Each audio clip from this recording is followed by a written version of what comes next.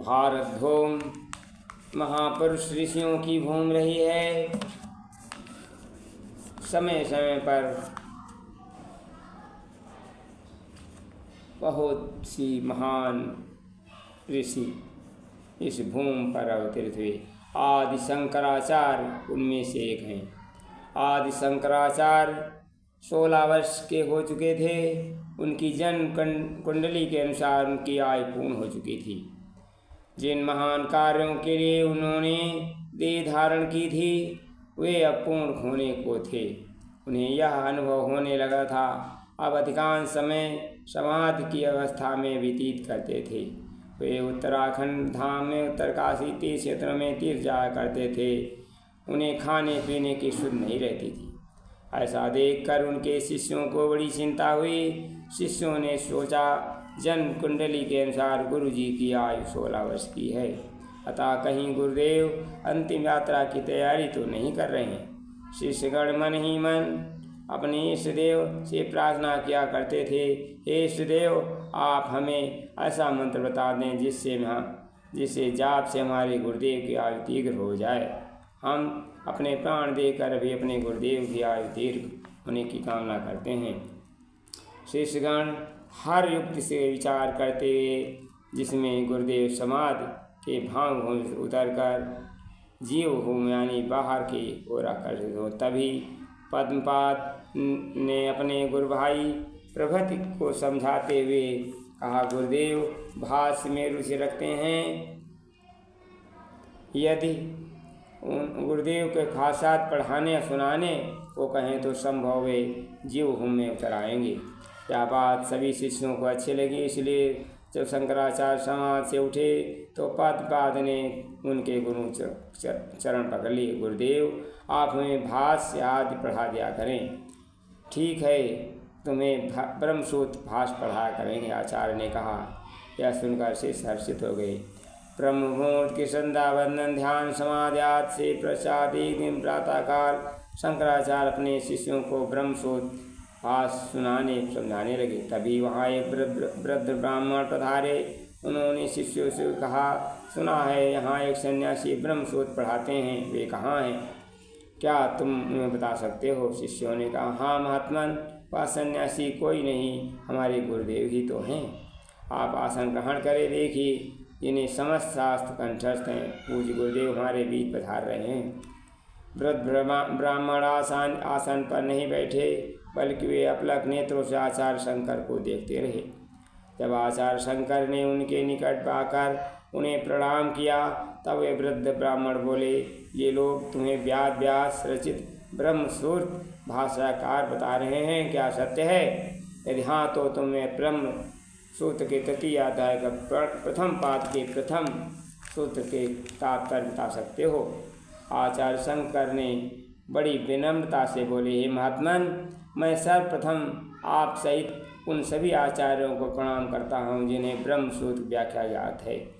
सूत्र ज्ञात होने का कोई मुझे गर्व नहीं है, पर आपने जो प्रश्न किया उसका उत्तर देता हूँ। इतना कहकर आचार्य ने उस सूत्र की व्याख्या की।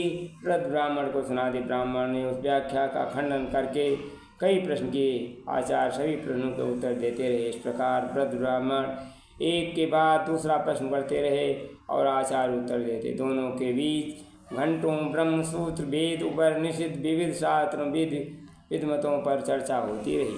वृद्ध ब्राह्मण प्रश्न परस्पर करते किए जा रहे थे, आचार्य उनका उत्तर दिए जा रहे थे। वृद्ध ब्राह्मण आचार्य शंकर की विद्वता, स्मृति शक्ति अंतर्दश देख कर वहाँ बैठे सभी शिष्य आश्चर्य से दोनों विद्वानों को देखते। शास्त्रार्थ में प्रातः से दोपहर हो चुकी थी, अतः वृद्ध ब्राह्मण अगले दिन पुनः आने को कहकर चले गए। सभी शिष्य वृद्ध ब्राह्मण और आचार्य शंकर की विद्वता से आश्चर्य से देखते रह गए। उन्हें यह भी ज्ञात हुआ कि गुरुदेव आचार्य शंकर ज्ञान के अथाह भंडार हैं। पद्मपाद ने वृद्ध ब्राह्मण के वहाँ से जाने के बाद आचार्य शंकर से पूछा, गुरुदेव ये वृद्ध ब्राह्मण भी आपकी तरह ज्ञान का भंडार प्रतीत होते हैं, कहीं वेद अभ्यास के रूप में ब्राह्मण वेश में धारण करके आपकी परीक्षा लेने तो नहीं आए? आचार्य बोले, हाँ पद्मपाद, तुमने ठीक ही समझा है। महर्षि वेद व्यास यहाँ भेष बदल कर आए थे। शंकराचार्य मुस्काए बोले, पद्मपाद, आप जब वे पुनः आए तब तुम स्वयं उनका परिचय पूछ लेना। अगले दिन व्रत ब्राह्मण पुनः पधारे। आचार्य शंकर ने उनकी चरण वंदना की करके उपयुक्त आसन बिठाया। बोले, महात्मन, हम सबका विचार है आप वेदव्यास कृष्ण द्वैपायन हैं। संभव है आप किसी देव कार्य के लिए वेश बदल कर आए हैं। यदि यह सच है तो कृपा करके आप अपना असली रूप दर्शन दे कथात करें। ब्राह्मण बोले, तुम्हारा अनुमान सत्य है शंकर। इतना कहकर उन्होंने असली रूप प्रकट किया। आचार्य शंकर के सिर पर प्यार से हाथ रखते बोले, मैं ही वेद व्यास हूँ। आचार्य शंकर हर्ष से उठे और वेद व्यास के चरणों में झुक गए और उनके चरणों के रज अपने मस्तक को लगाकर उनकी स्तुति करने लगे। कहने लगे, हे मुनिवर, आपके दर्शन पाकर जीवन धन्य हो गया। हे मुनिवर, आपने जीवन कल्याण हेतु अनेक महान कार्य किए। आपने पुराणों का संकलन किया। आपने वेदों को 4 भागों में विभक्त किया। आपके लिए कुछ भी अज्ञात दुर्लभ नहीं है। आप हमारे आदि गुरु हैं। आप सबको हम सबका आपको प्रणाम स्वीकार हो। महर्षि व्यास आचार्य शंकर की स्तुति नम्रता और ज्ञान से अत्यंत प्रसन्न हुए। बोले, मैं तुम्हारी प्रतिभा से अधिक प्रसन्न हूँ शंकर। तुम्हारे अतिरिक्त अन्य कोई मेरे प्रश्नों का उत्तर नहीं दे सकता। मेरे ब्रह्म सूत्रों में तुमने भाष्य लिखा है, या सुनकर मैं तुम्हें देखने आया हूँ। मुझे यह ज्ञात हो शंकर, सब भगवान शंकर रूप में मेरे सूत्रों को भाष्य रचना करेंगे।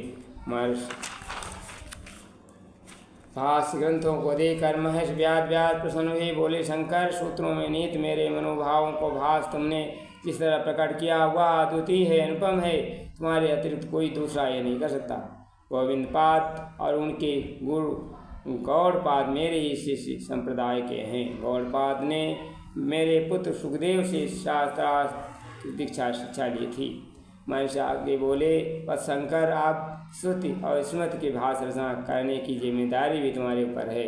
आपकी कृपा से यह कार्य भी संपन्न कर चुका हूँ मुनिवर। यह ऐसा कहकर आचार्य शंकर ने उनके भाष्यों को वेद व्यासों के चरण कमल रख दिया।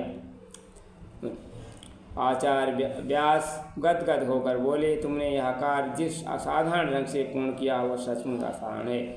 आचार्य शंकर महर्षि व्यास के चरण छूते बोले, मुनिवर, अब तो सभी कार्य संपन्न हो चुके हैं। मेरी इच्छा है अब आपके सामने समाधि योग से देह त्याग कर इस धरा से विदा हूँ, तो मुझे आज्ञा दीजिए। आचार्य शंकर की बात में सुनकर मैं व्यास ध्यान में लीन हो गए। तत्पश्चात आँखें खोलते बोले, अभी तुम्हारे जाने का समय नहीं शंकर। अभी तो तुम्हें वैदिक धर्म के और कार्य करने हैं। अभी तुम्हें भारत के प्रसिद्ध पंडितों से शास्त्रार्थ में परास्त कर अपने अनुयायी बनाकर वैदिक धर्म की महान कार्यों को स्वयं पूर्ण करना है। ऐसा कहकर महेश व्यास शंकराचार्य के सिर पर हाथ रख दिया। आशीर्वाद देते बोले, वह शंकर, तुम्हारी आयु 16 वर्ष से बढ़कर 32 वर्ष की आयु 32 वर्ष तक वैदिक धर्म का महान कार्य करते रहोगे।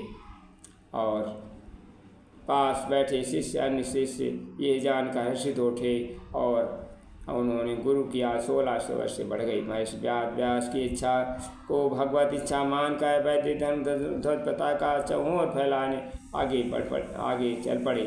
जीवन पर्यंत भगवत इच्छा की अनुपालन लगे रहे। वैदिक धर्म अद्वैत वेदांत स्थापना आचार्य शंकर ने अपना सब कुछ उत्सर्ग कर दिया। सचमुच महान योगी और साथ वैद्य धर्म के ध्वजा धारक थे। ऐसे थे, उन्हें सत प्रणाम।